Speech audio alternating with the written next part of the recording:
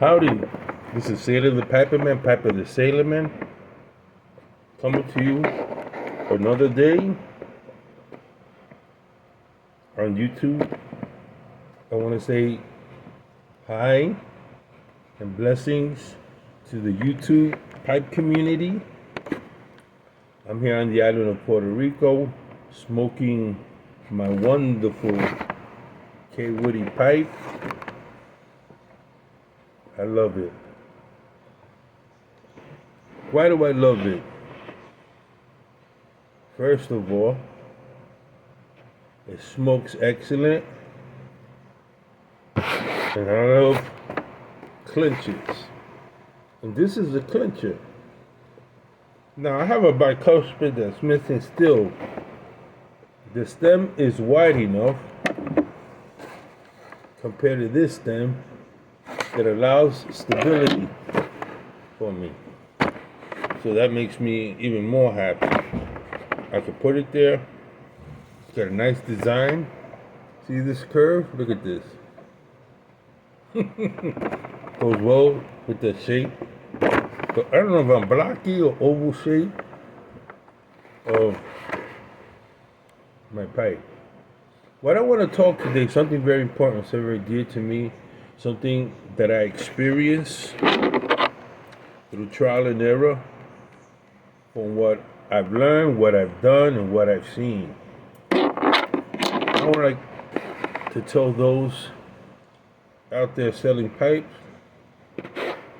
you might wonder why you're not selling pipes. And you make an excellent product and it's not selling.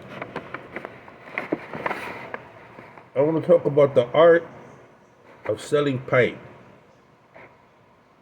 The art of selling a pipe. What does it take to sell a pipe? Some people learn the art. Some people have smoked the pipe. They make the pipe. They make the designs.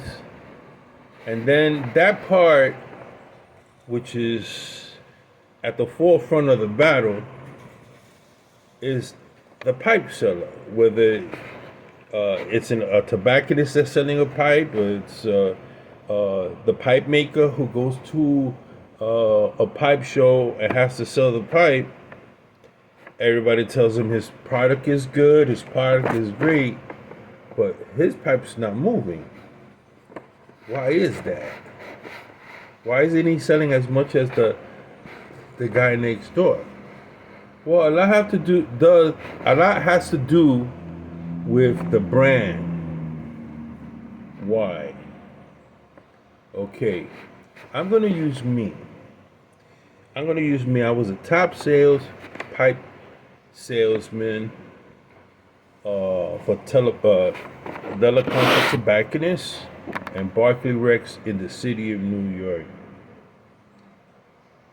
New Yorkers are probably one of the toughest people, toughest customer to sell a pipe to.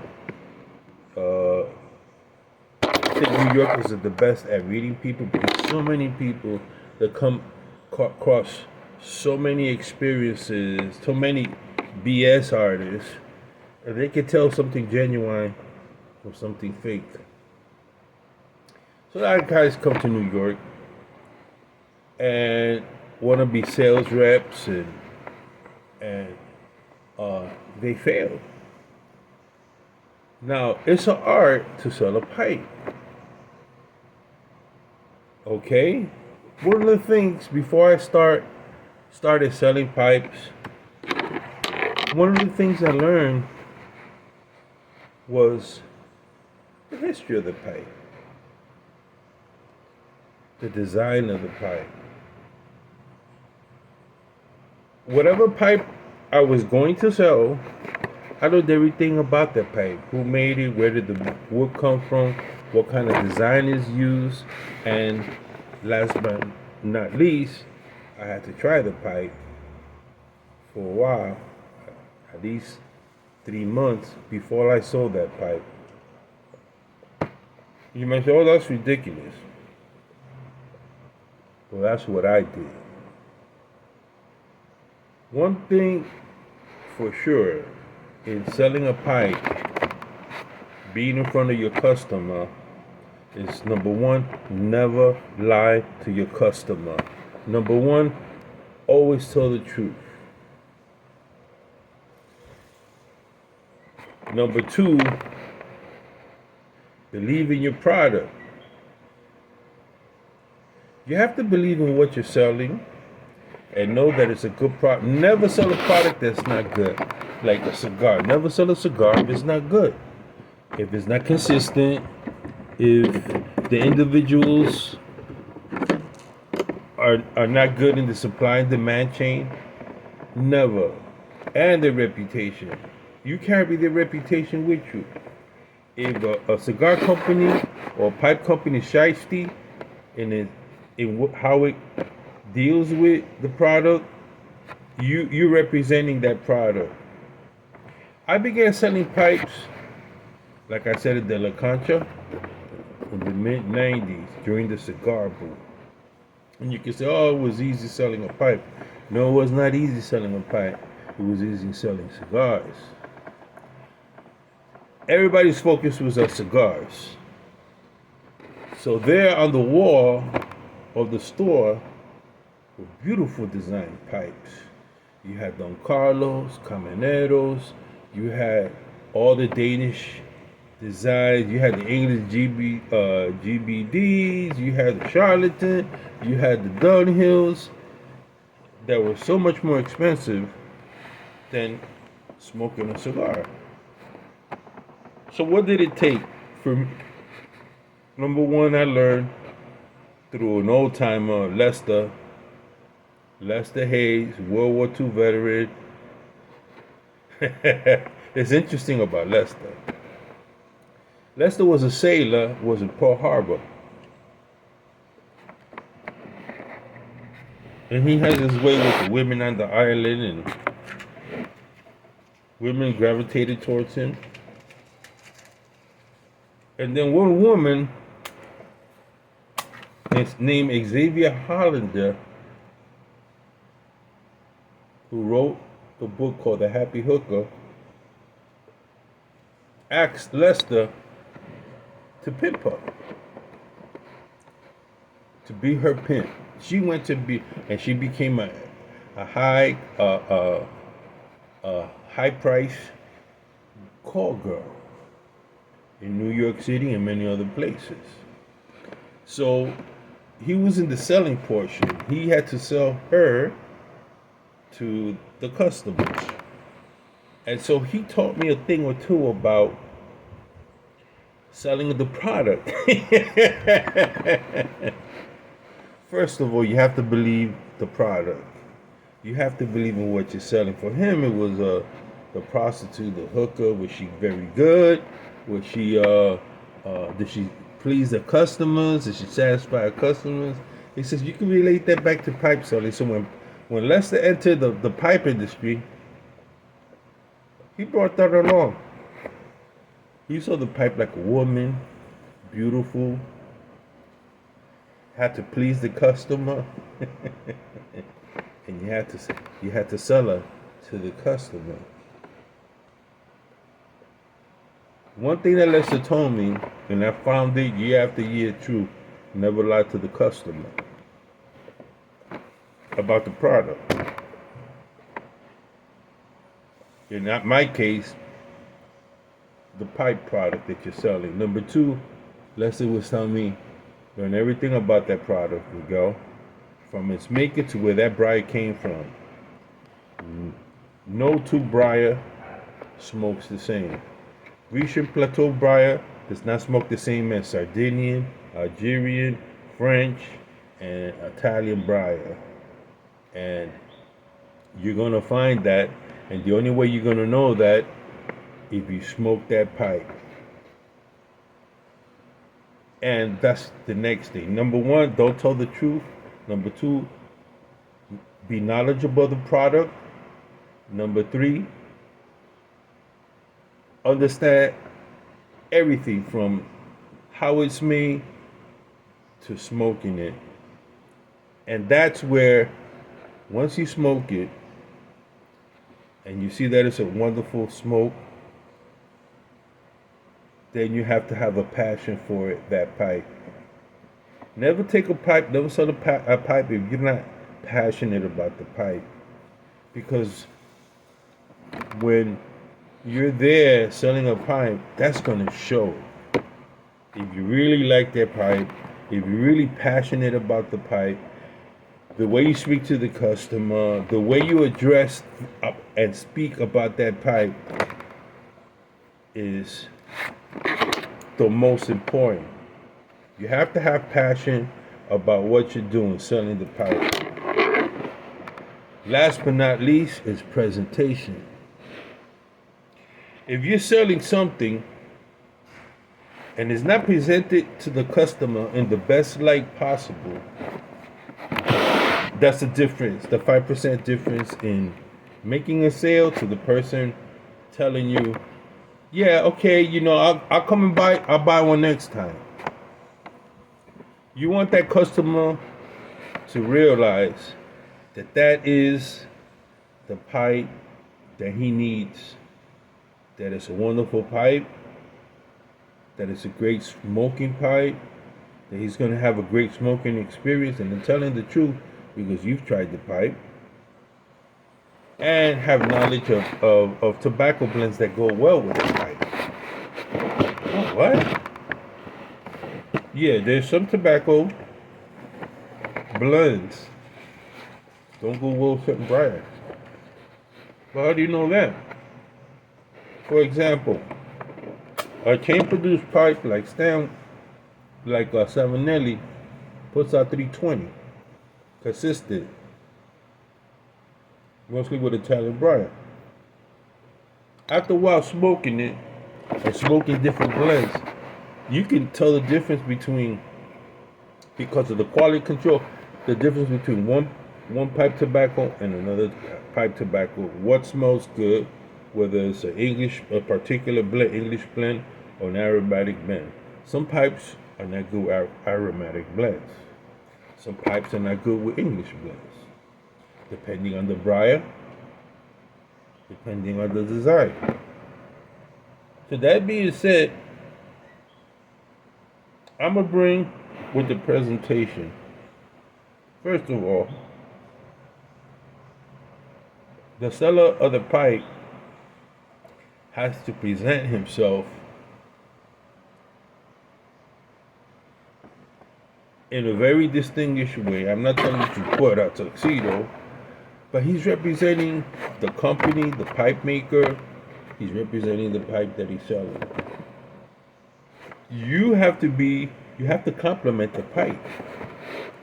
You have to dress accordingly. Like, for example, if I'm selling a Peterson pipe, you see this hat? I won't wear this hat. I wear this hat. I'm selling a Peterson pipe. Perception is just as important as the pipe that you're selling. You're not lying. You're changing the person's paradigm view. You're creating for that person an image. All pipes have an image. Italian pipes have a certain image. French pipe has a certain image. The English pipe has a certain image. Sherlock Holmes. There are Tolkien. There are iconic images associated with classic pipes, English pipes, etc., etc. Third is presentation. You have to present that pipe in a beautiful way. And some people know the art of presenting a pipe. Just like when you're walking by a store, why does the store hire people to create the image, to draw people into the store? So you have to verbally, with your presentation and the presentation that you put on the table or wherever you're at, your pipes, that's very, very important if you're going to be successful selling. And you can talk to anybody that sells pipes, any sales rep.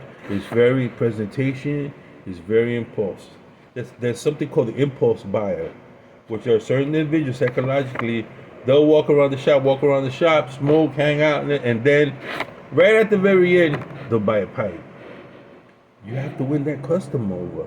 They want to buy a pipe, but they want to be convinced of which pipe they should go home with.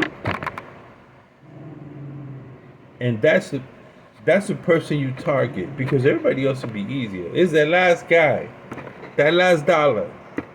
You think in terms, well, this is my product, and if you don't like it, fine. I'm not changing the price of my product, not even for $1. You see, you don't know how to deal. You have to know how to wheel a deal and cut corners and make the customer feel like they're getting their money's worth from that pipe. So people have a certain price, they don't budge for it. No, this is the price of it, and that's it. Well, I tell them good luck. Because one thing that people like to feel is that they're getting their money's worth. And if you don't know the psychology of that, you're not going to be a great pipe salesman. I began selling my first line. I sold the store brand, different pipes that were coming in, and then I met Bajan, this Danish pipe maker, who 1995 he happened to come to New York, came into the store, and we were doing like an in-store selling of Danish pipes, and he had a great line. I have a picture online. You can sell his pipes, and the guys weren't knowledgeable of the pipe. I happen to have studied the history of Danish design, pipe making before ever meeting him. I knew who he was. I knew about Iverson. I knew about Nordy. I knew some of the history, how they changed and innovated pipe making. So when Bajan came through, one of the representatives, and we began to talking, I was able to relate to Danish pipe making, and he saw my excitement, he saw my passion for it, how I also viewed it not only smoking and its engineering design, but also smokability and how beautiful they were. Once he realized that I had that passion for it, he says, look, these pipes I'm gonna sell, we tied us outside the store. He actually went outside the store. He says, come with me, I gotta go get some coffee. So the manager let me go with him. So they were in the store selling the ones he brought, and he says, give me your name. He says, I trust you. He said that, I trust you. He said, at the hotel, I got a suitcase of pipes. Then I'm going to take this. I guess he was going up to Hartford, Connecticut, then make his way to New Hampshire. He didn't want to do that. He told me, these are the stores that I said I was going to come. I was going to sell. And I want to cut my trip short. So I went up to Hartford, Connecticut. I actually took, I think it was the North Central line, Long Island Railroad, it was called at the time, with a suitcase. I said, I love to represent him. Come on, went dressed, went to the Harvick Civic Center, and there was a tobacconist there. I go there, he goes, you selling Danish pipes? I said, yeah. He's selling Danish pipe. These are some of the best pipes in the world. I began talking about the pipe, the makeup, the design. All that passion came out. And then he saw me smoking a pipe. At that time, I was smoking already about 15 years, 20 years already. And I was smoking a Danish design pipe. You can see it was already broken in. And I told him this. I took a chance. I says, look, I got an extra pipe of mine. It's a Bajan. Go smoke yourself a bowl with it. I says, I ran to go smoke a bowl with it. So I gave him my pipe. He went and filled it up. He smoked it. He like rat train. I said, oh damn. At that time, I had never smoked rat tray. This is 1995. So he smoked rat tray. He smoked walking around the store. I'm standing. Tell me about it. I kept urging him. Tell me I'm lying. Tell me I'm lying. Tell me it doesn't smoke well. Tell me this product sucks. That you won't have it in your store. Danish pipe makers, the best pipe makers in the world, guarantee. I was on him, and he was walking around, just looking at me. He like this, bro, looking at me. I tell you, I want every single person smoking a Danish pipe. It would change the pipe industry. At that time, I really believed that. He saw that. He said, "How many you got in there, man? I have 125 pipes." He says, "You give me 90 days, 90-day net, which is 3 months to pay up. 90-day net is 30 months net, there's 60 and 90-day net." I said, "What? You want 3 months to come back and pay for it?" I said, "I got no problem with you. I know it's gonna sell." Lo and behold, I gave him 90 days in with the receipt. We signed the contract. I went down to New York and I told him I sold all the pipes. What?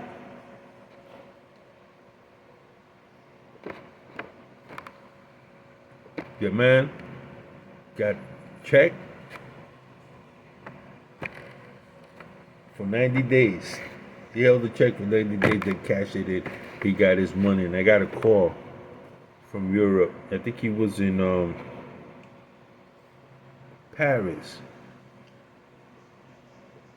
I got a call from him saying that I got my money, thank you very much. He wanted me to come full time. I can't come full time. I told Don Melende he needed a worker six days a week. I having 2 kids, being on the road all the time, wouldn't have been good for my kids, nor for my wife, nor for me. He would have gave me a nice stipend, nice salary, monthly stipend, travel car, rent a car to travel and sell his pipe. I said I couldn't do that. So what he did is I make this arrangement. I'll come, I'll send you my pipes to your house. And whenever you want, you sell the pipes. And I did that. I did that for 2 years. Sold the Bajan pipe. That's why when I heard that he passed away, I was saddened because at that time I had gotten out the industry. By 2005, I decided I was going to retire and come to Puerto Rico. And so I wanted to meet him. I wanted to go once again. I wanted to go to Scandinavia, meet him, talk to him, thank him, for everything, for trusting me, So that was my experience with Bijan. And that all relates to the fact that to be a good salesman, you have to have passion. If you don't have passion never let somebody sell you pipe that doesn't have passion for your pipe. Never. They'll go to a pipe show, they'll stand there and expect the pipe to talk to people. The pipe doesn't talk to people, you have to talk to the people. And the only way you can really talk about the pipe, if you have one, if you try it, you know that it will not fail. The producer, the pipe maker, it's gonna get a consistent briar that's has the art behind it, has the whole shebang, engineering, everything, and you're gonna have a good product, and it smokes very good, and it's got a decent design, nice design. You can sell the pipe. It's up to you. It's your conviction. But never lie to a customer. Never lie to them. Some of them even come and ask you, does your pipe Does this product pipe smells better than the other product pipe? And you have to tell them it's subjective. You have to try. Listen, whatever pipe you buy, make sure you like it, because regardless of what that other pipe, what has that other pipe, it's not the same. You have to really enjoy the pipe that you buy. If you buy a pipe that you just want to have it because somebody else has it or because somebody else says good, no. You buy a pipe because you like it. I really like this design. I really like that pipe. It has a great reputation, selling well, and you're going to find your enjoyment is going to be a lot better. So never buy a pipe you don't like. Never buy a pipe from someone you don't have complete trust in their word. Your word is everything.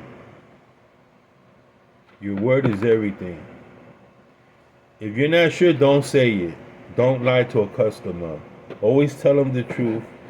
Know your product. Have passion for your product, and you'll have success. This is a retired pipe seller. I was a sales rep for Della Concha, pipe selling for Barclay Rex, and I'm very fortunate, one of the few that got a retirement pension in the industry. You talk to the people, and how many guys here got a retired pension from selling, being customer service, being a tobacconist? You're not gonna find too many. I happened to achieve that because I was a top sales